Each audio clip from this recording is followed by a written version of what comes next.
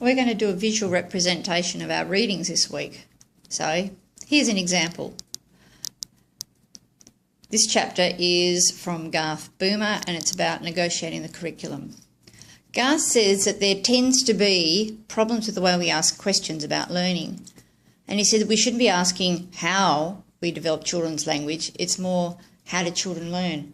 If you ask this way, it's more of an equalising experience between teachers, learners and administrators.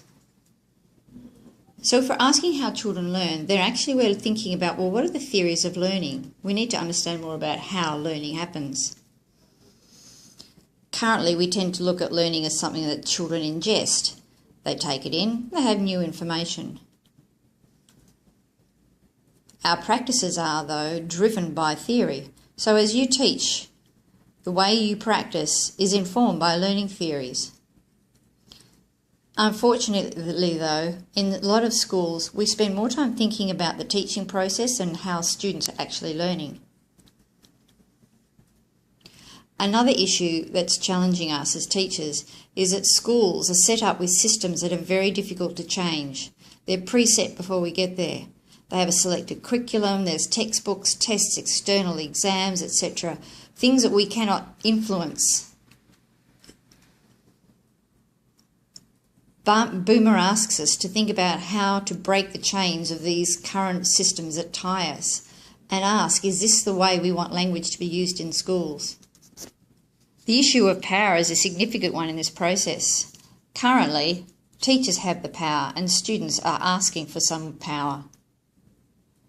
We sometimes go to this system of thinking that choices are the same and giving children choices is going to somehow change their power.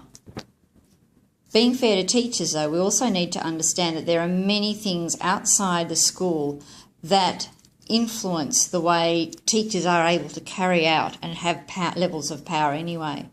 So all these other factors are constraining and pushing teachers to think or to limit the power that they believe children can have.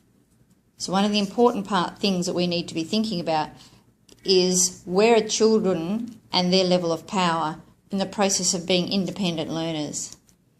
Currently, when we think about power, children and teachers are certainly not equal.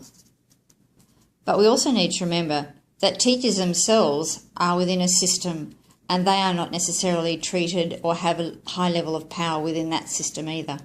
What we need to move towards is a system that shares power with the teachers who then are able to share power with the children. So there are three big questions we need to consider.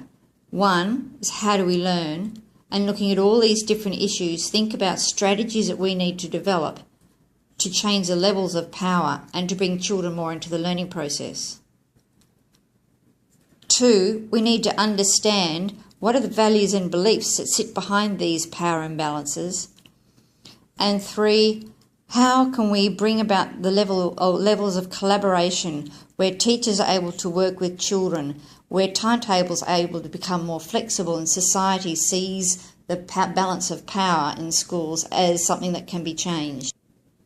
Teachers tend to stop at this point because it becomes too difficult. But one of the first things we need to start doing to shift this space, to change the power, is to let children see what you're thinking about, sharing with them your thinking. Traditional methods show us that teachers and children start in different spaces in the learning process. So teachers have their own previous experiences plus a curriculum, and they use those to design the teaching intention. And they've drawn that from the curriculum. And separate to that, we've got children's previous experiences, the aspirations the schools have for them, and that tends to lead to where the children's intentions are. But there's not necessarily a close overlap, and at times the children may not quite get what the intentions are of the teacher. This model offers a different way of looking at the process, where we've got the teacher's previous experiences plus a curriculum equaling the teacher's intention, and the children's previous experiences and school's aspirations resulting in children's intentions, but that's the point where negotiation starts. So at this point, the teachers talk to, negotiate with the students about what is happening in the process and how students can be part of it.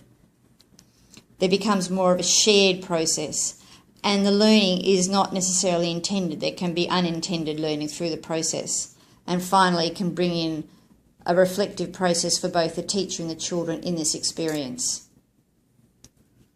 The key theme of this is that we need to be sending out invitations to party or invitations to negotiate to our students. And one of the first ways to do that is to start by sharing our thinking about our design of teaching and learning.